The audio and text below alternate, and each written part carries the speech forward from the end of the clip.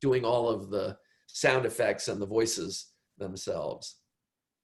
All right, great. So for someone looking to develop his or her career as a storyboard artist, what innate abilities must that person possess or try to harness? Well, I think that liking to draw is pretty essential. You have to enjoy drawing, and you have to enjoy drawing a lot. So drawing from life, having a sketchbook is a good idea. I started by doing observational drawing, always carrying a sketchbook with me, always drawing, developing your visual memory. Storyboarding is a very multi-skilled task. You have to be able to draw well. You have to be able to draw well from your head. You have to be able to draw the figure and understand the figure as essentially as a very beautiful machine that works in certain ways. You know, your hand can bend this way, but it can't do the same thing in the other direction. So you have to understand the mechanisms of the body, sometimes animals as well as humans. You have to understand a certain amount about perspective. You have to be able to spin things and environments in your head so that you can look at them from above or below. As I said before, you have to know about filmmaking. You have to know a certain amount about photography. What do things look like with a wide angle lens? What do things look like with a telephoto lens? And what effect will that have on the viewer subconsciously? I don't want to be discouraging to any young person that's interested in storyboarding, because I think it is just the most fabulous career that you could have. It's so interesting. But it takes a lot of training. And I think that it certainly took me a long time. I think that the important thing is to have a passion about cinema and a passion about drawing, because storyboarding is the marriage of drawing and cinema. So if you love those two things, that is primordial. And then a lot of practice and observation. And then obviously, once you can start working, you'll learn a lot on the job as well. I've learned from every director I worked with. I've learned from every job I've done. All right. All right. Sounds like it's a very, very interesting skill and area to have a career in. So some gaming companies, and I'm sure maybe in animation companies or film companies, they require prosumers. The concept of a prosumer is a consumer who is also a producer for our audience who are just joining. So they list prosumers as a requirement, ability for anybody who's interested in the gaming industry or that want to join gaming companies. Is that the same kind of, does that scenario play out as a recruitment possibility for animation or film companies?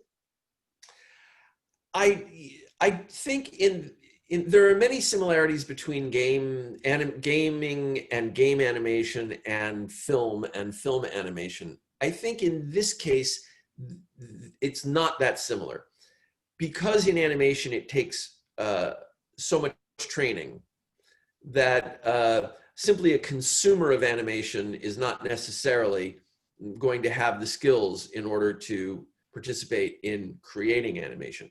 Now, that said, there are now a lot of amateur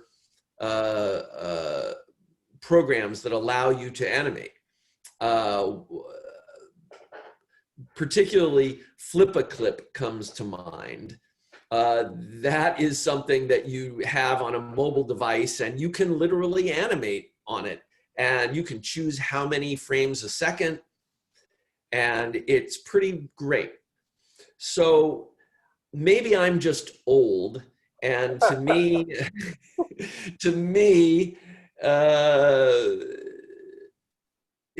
when I was beginning storyboarding, you needed at least a Super 8, if not a 16, if not a 35 millimeter camera, and an animation table, an animation stand to animate, and you had to animate on separate cells or sheets of paper.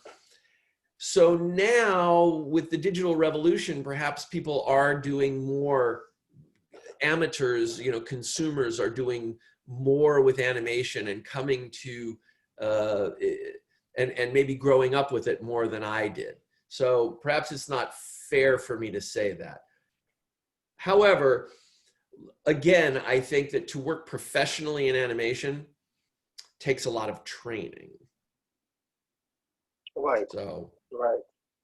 I noticed that especially if you look back at how Walt Disney developed, there are some videos across YouTube where you see the tables that they had and how they had to change sheets upon sheet to be able to get the cameras to record, and then they play back all those sheets and that sort of thing. So I do know about that. So a key part that I think that falls into the animation process is research, right? And this usually happens at the pre-production stage, which is before storyboarding. What is the best way to engage in research, especially when creating imaginary worlds for storyboarding? well, if you were working on a professional animated film, there'll be an art department that is full of people that are actually developing that world. Visual development artists, or viz dev, is an entire department. Everything in an animated film is created. Every tree, every prop that the character might hold, every character, every piece of clothing, it's all designed. And I don't think that generally it's a good idea or fair to ask the storyboard artist to be doing all of that visual development.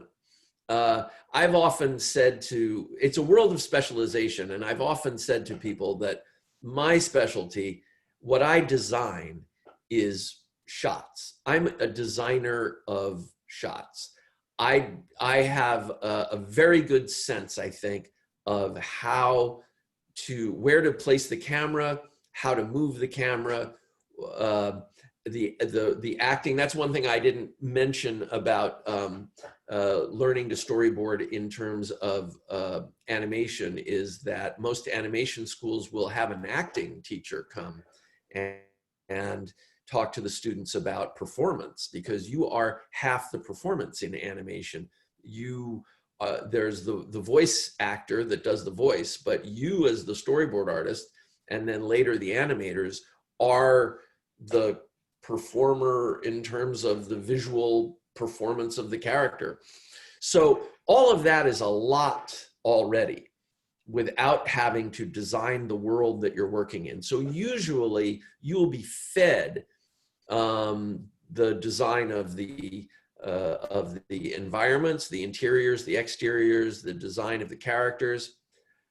And that's in the best of situations. Now, the world isn't always the best it can be. So storyboard artists will often end up having to do a certain amount of their own design, because if they're on early, if the art department is not really up and running yet. So in that case, if you are in a situation where you have to do a lot of the design yourself, obviously the internet is a wonderful resource. When I started, there was more the library. You would have to go to the library and check out books, or there would be a library in the art department that they would put together. These days, with the internet, the amount of resources that you can use for inspiration or reference is just amazing. And that is everything from Google Images, which is kind of the baseline one, to museums. A lot of museums or historical societies or universities or databases of images, and you can get a subscription to them, and it's just incredible the amount of visual information there is now out on the web. So if you are the least bit web savvy, you can get a subscription to these various libraries and universities and museums and do your own research. It's up to you to have the creativity to be able to use that research to reinvent the things you're looking at to help support the story that you are storyboarding. All right. So it's good you mentioned camera angles and composition as part of the process for storyboarding, which actually fits into our next question. What is the best way, or what's the importance of all the camera angles, the composition and continuity to the storyboarding phase, and how best can somebody implement these sort of stages in the production? Well, the importance of it, obviously, as I said, is that the camera is one of the most important tools that a filmmaker has to tell the story. It's going to give you, if you have the camera very close to the action or the character with a wide angle lens, that will give a very different impression to the audience than if you have it framed exactly the same way, but the camera is very far away with a telephoto lens. And then there's continuity. There's the concept of the line, so that the audience does not become confused about where the characters are. All of these things can be studied. There are various books. One of the great classics is Directing Shot by Stephen Katz. There are courses online about this. And then I think that to a certain extent, especially once again today for young people that have access to so much technology just in their smartphone, making movies, there's a certain practical aspect to it that nothing will teach you as much as actually going out and making a movie. And now, like I said, with a smartphone and probably a free editing program, you can do that on your own. So I think a certain amount of practical experience, a certain amount of study from reading the theory in books, like Directing Shot by Shot. There are lots of storyboarding books on the market too now.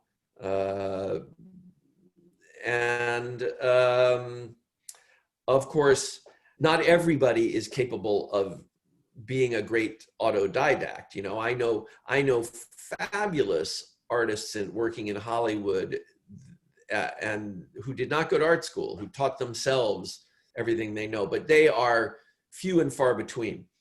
Young people generally need the structure of a school. So then there's also the idea of attending a school and having that kind of curriculum laid out for you by a faculty.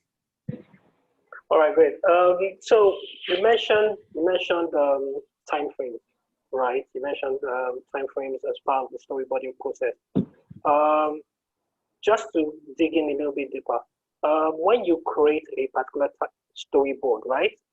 Is it supposed to be synced in a particular time sequence? What is the impact of syncing that time sequence on the storyboard template? Well, that is a very interesting subject. Timing is part of the animation process, knowing how long things take and when things should move slowly and when things should move quickly. It's less important in live action because there, somebody has their mic on there. Yeah, I will mute them. If to anybody in the audience, if you want to ask a question, please signify. Just send me a message, and then we'll get to your question. Please go ahead, John. Sorry. So in live action, it's not so important because live action is mostly making a plan for how you're going to shoot the movie. In animation, the timing is very important because your storyboards are going to become an animatic. And an animatic, we should talk about what an animatic is. At some point, when you're drawing the storyboard, in your head, you're thinking about the timing. How many frames do you need in order to show the action? When the characters are talking, you don't need that many frames because you don't need to necessarily show every expression. That will be the animator's job. And in the animatic, with the animatic, let me talk about what an animatic is. Eventually, the drawings that you're doing will be put into an editing program and cut together. They will not be animated. They'll click from drawing to drawing, but the impression that it will give is of the movement. So like my hands are doing that, it will look like that. And they'll put a soundtrack to it with sound effects and voices, which are often the storyboard artists or the director doing the voice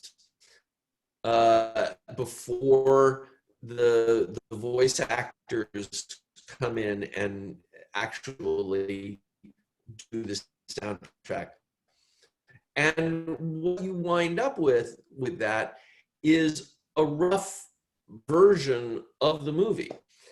I say rough, but in my opinion, and the opinion of other storyboard artists I've talked to, that is the movie. Now, everybody can go online and see animatics. There are some wonderful ones from Frozen that were on the extras portion of the DVD, and those are online. And you can see exactly what an animatic is.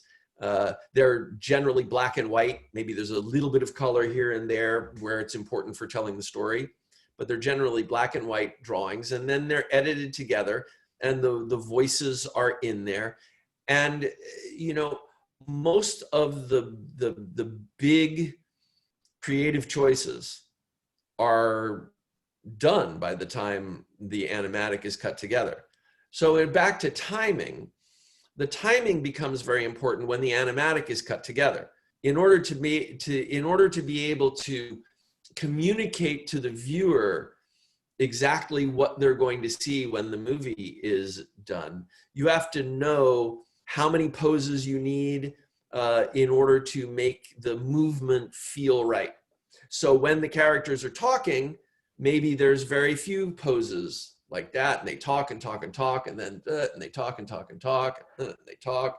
But when they're running, or when something is coming at them and they're trying to avoid it, then you need lots of frames in order for the viewer to be able to understand. And that's so how long the frame is on screen for is the timing. When in the finished animation, there's 24 frames a second all the time. But even in animation, you animate often on twos, meaning 12 drawings per second, and each drawing is photographed 2 times in the old world when it wasn't computers. And then if there's lots of movement, fast movement, then you animate on ones, and you do 24 drawings for a movement in order for it to be smooth. So the timing, I don't know if I'm explaining that very clearly because it's a complicated notion, but that essentially is a sense of timing, is to know how quickly or how slowly something should be moving and how many drawings you need in order to communicate that clearly. All right. Sounds like a very, very deep thinking, deep thought process.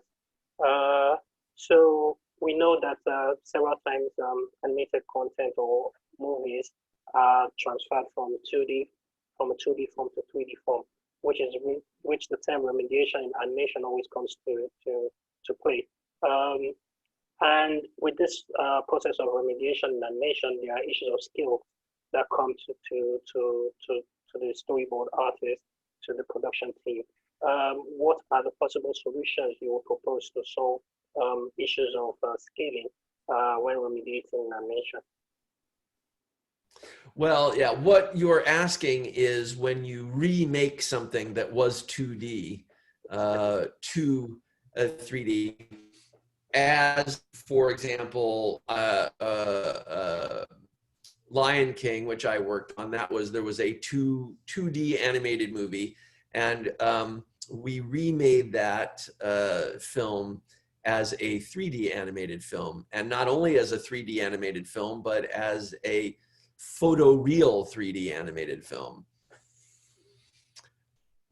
They're really two different processes, and in the case of the Lion King, or I did it again with The Little Mermaid, which is yet to come out. They were set to begin shooting in April, and then because of the pandemic, obviously they were not able to. Now they're working on getting back up and running in London, so that will be coming out at some point. It's a very different process, and without going into too much detail, it's really a question of reinventing it.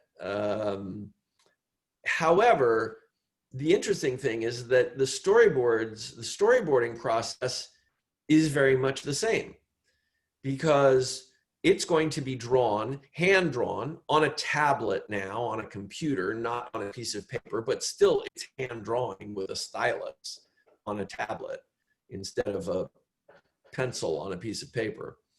So it's still hand drawn, it's still 2D, and it's still about the storytelling, what the camera sees, how the characters move, what the timing is like.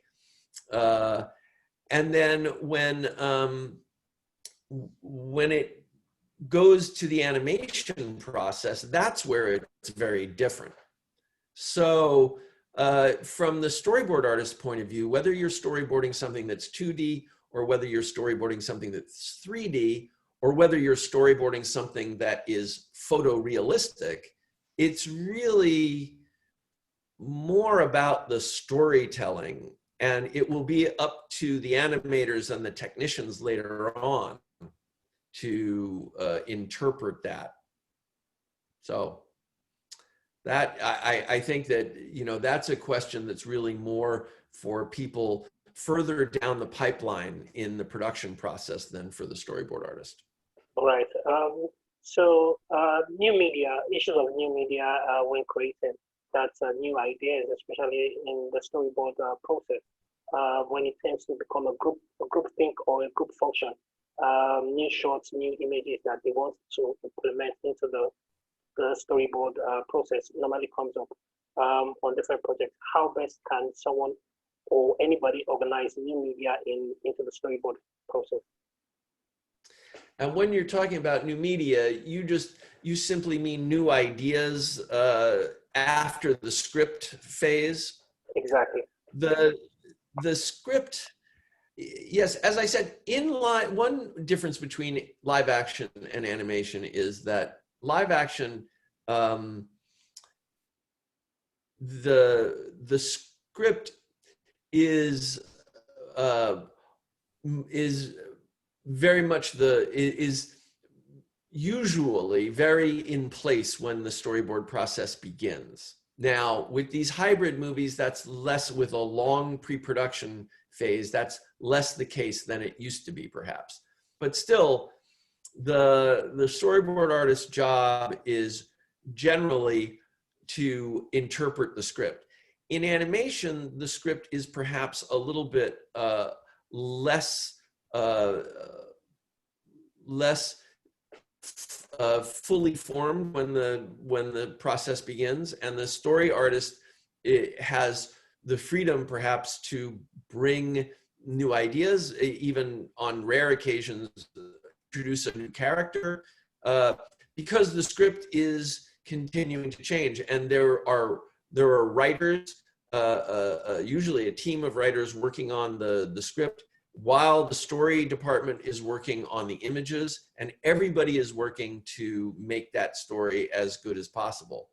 So in terms of new ideas coming to the script, you know, I have found that generally the filmmaker, the producers, the director, they're very open to new ideas, because everyone knows that there's really no ego involved. Everyone knows that the best idea is best for the film. So everyone's looking for you to bring your creativity to the project and come up with the best ideas possible. Now, that said, you know, that is within the scope of the film. You know, if the film is about you know, a herd of elephants that wants to, well, now I've gotten myself into a situation here. A herd of elephants that wants, you know, that wants to escape the zoo. There's something original. You can't then suddenly say, yes, but let's make them all lions. However, if you have an idea that helps the story of the herd of elephants, then, you know, I'm sure that would, you know, that's something that you can throw out there, and perhaps that will become, you know, be part of the movie. You mentioned elephants, and you mentioned so Madagascar comes to mind as such a story like that. So so going by recent events, we know technology, as you have mentioned earlier, about mobile technology and COVID-19 has disrupted the many industries, especially the creative industry for films and for games. How has this impacted the storyboarding development process? Well, I was working on a Disney film, Chip 'n Dale Rescue Rangers, starting in January. And on April 2nd, we got shut down. So they stopped production. And now they have, I guess, a little over a month ago, we're back up and running. Now, it is a movie that's about 3/4 animated and 1/4 live action. So there has to be a film shoot. They have developed a lot of protocols for how they are going to keep everybody safe. That, you know, how well that's going to work is just like everything else, like with all the universities and schools and other businesses, it remains to be seen. At the same time, they have not yet opened the production office back yet. They plan on it, but the storyboard artists will not necessarily go back into the office. Everybody is working from home now using these kinds of file sharing and video conferencing programs. And you know, that seems to be working pretty well. It's not the same as being in the same room with people, but it certainly gets the job done. Now, so for live action filmmaking, obviously this has been very challenging. How do you put people on a stage together or in a location together and keep them safe? And how do you have the actors behaving as if there is no pandemic? In animation, it's much simpler. And the animation companies that I know are continuing with their story department, everybody working from home. And there has been much less disruption in animation than there has been in live action, because you can make an entire animated film without without getting people into a big group. Sometimes, yes, people have to get into a room together, but you can keep them pretty separated. And so animation production has been charging right ahead, keeping people separate, getting people to work from home. And live action has been working to get production back up and running. All right, so I'm going to open the floor here to our participants. I'm going to unmute most of them, in case if they want to ask you questions. And then you can also answer as well. So for anybody in the audience who wants to ask questions, please.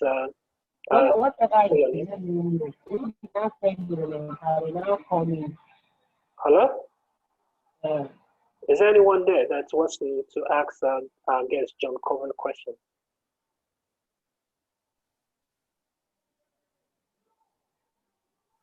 Okay, so John, can you hear me? Yeah. All right, great. So do you have any other resource or advice you'd like to give anybody in our audience or our learning? Well, I touched on it earlier, saying that some people are capable of learning on their own, and others need the structure of a school. I mean, obviously, I went to art school, and I've taught storyboarding at many schools in Los Angeles and in Paris and in Denmark. So I think school is a great resource for people. Not everybody can either afford it or is in a position to be able to get someplace where there's an appropriate school. So there are also online schools now. I mean, obviously, schoolism comes to mind, and there are many others. And then there are, I mean, YouTube is just incredible. The amount of, there are tutorials on YouTube, the things you can learn on YouTube, it never ceases to amaze me. So I think that depending on an individual's ability to organize and assimilate information, that I think that online classes and online tutorials are great. I think everybody now also, as I said, they can be working digitally to make their own live action movies and animated films and digital paintings. And then there are also these wonderful books that some of which are available digitally on Kindle. And so I think that anybody with a computer and or a smart device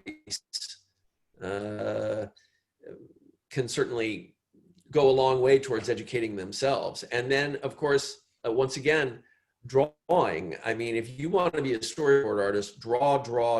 I had a teacher early in my education who would say to us, do you want to learn how to draw 10 times as well? And everybody would say, oh, yes, because they thought that he was going to give them some great secret.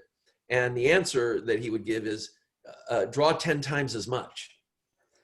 Because there just is no substitute for drawing. Drawing is a practical skill. You will get better by doing it, but you will not get better just thinking about it. You have to do it. All right, great. Thank you for joining us, John Coven. Again, just before we go, let me just ask the audience, is there anyone who wants to ask a question? Yes, I do.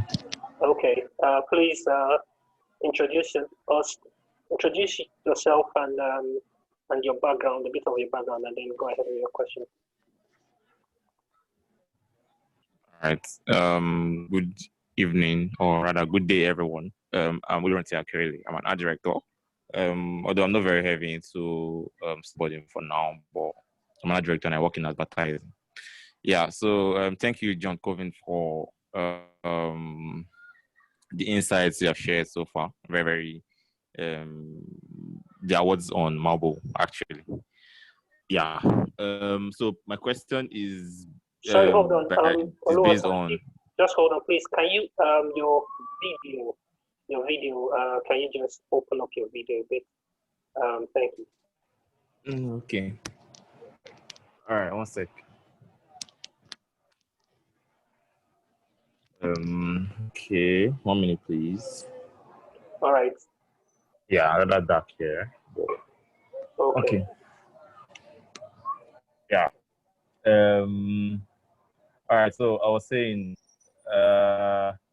yes, basically want to ask what it is like to work with extremely demanding timelines, and because I know, of course, down here it's an ever unending battle trying to move the timelines and deliverables.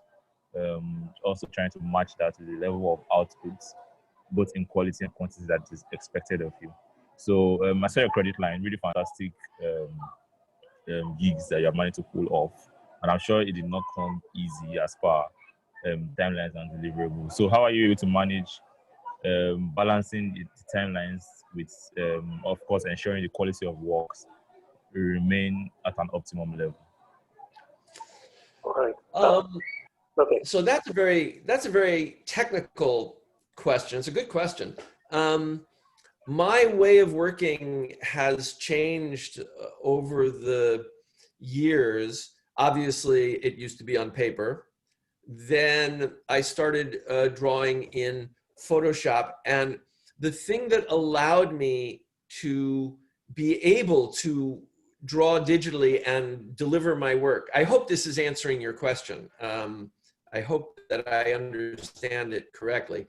The thing that allowed me to be able to work digitally and to be able to work in Photoshop was learning to use Bridge. So my workflow was to use Bridge to preview. So essentially there was no timeline, but there was a file managing program where you had a lot of Photoshop files and you could reorder them. So the Bridge was like the timeline, and you could preview with them. You could click through them and see your animatic, so to speak, your click-through pitch in Bridge. I still occasionally use that technique, and I think that works very well. It's pretty efficient.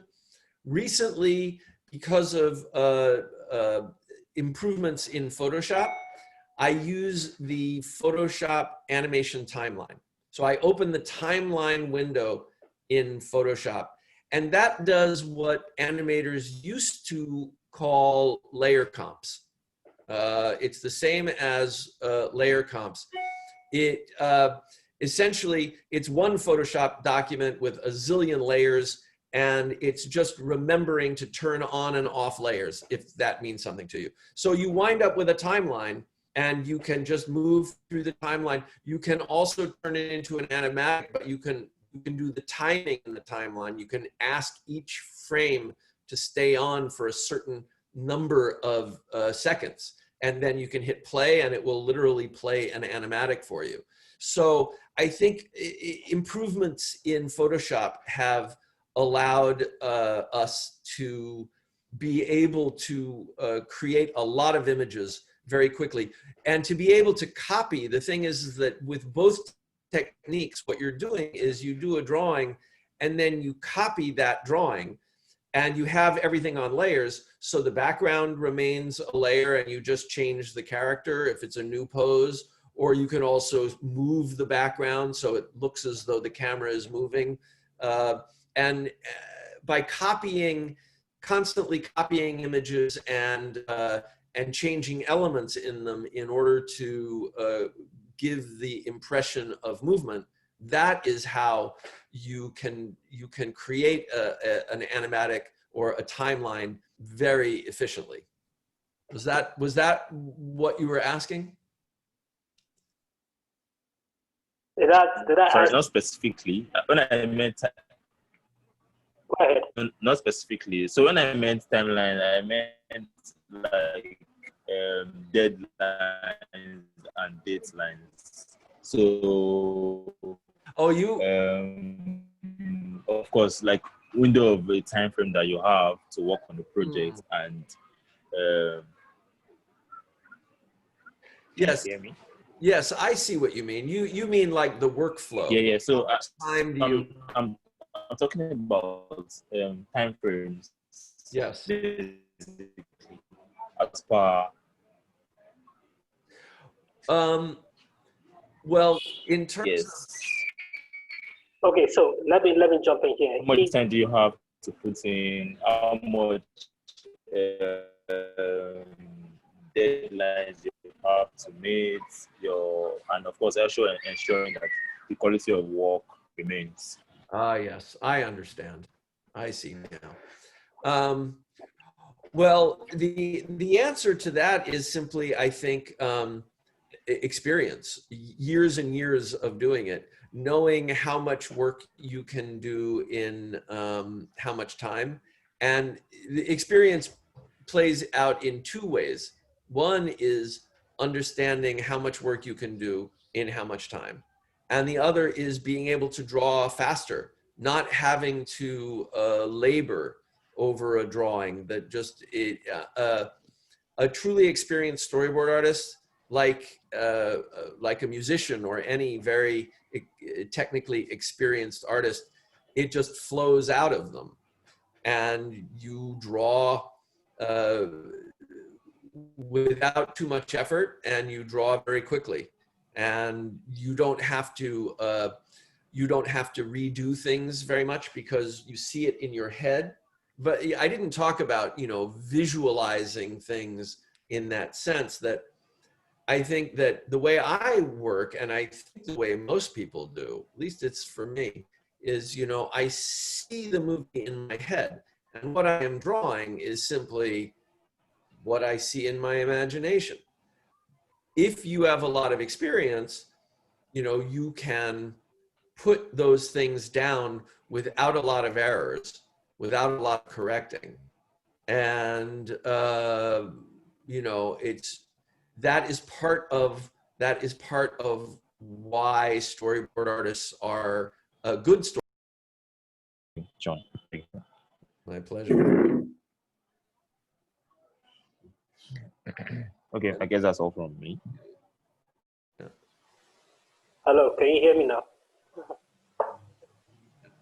Yes. All right, sorry. That's a bit of technical issue here. So Santi, did he answer your question? Was that what you were looking for? Yes, satisfactory. All right, great.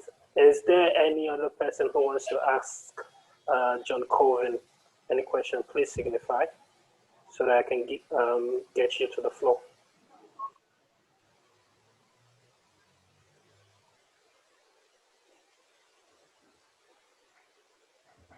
All right. In that case, John, this has been a pleasure. In case if you guys would like to ask John Coven any questions again after this session, please do send us an email at creativepixelacademy@gmail.com, and then we'll get the question across to John. Or you can, John, if you would like to share your details with them, you can go ahead. Well, you guys can always contact me and see more of my work at my website, johncoven.com. That's pretty simple. All right. It's a pleasure here. Thank you very much. Our next session for Creative Pixel Academy Live comes up in September.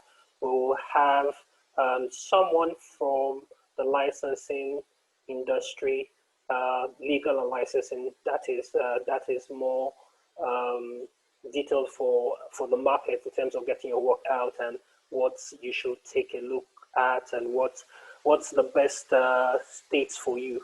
So that is in October. Please, I'll share the link out over social media. You can also join. Look for Creative Pixel on LinkedIn, on Instagram, and on Twitter. So it's Creative Pixel Academy on Twitter, on LinkedIn, sorry, and Academic Pixel on Twitter. Thank you very much. See you next time in September. Thanks, John, for doing this. Thank you, Benedict. All right, great. Thank you to everybody. Bye-bye. See you in September. Bye-bye. Thank you. Bye.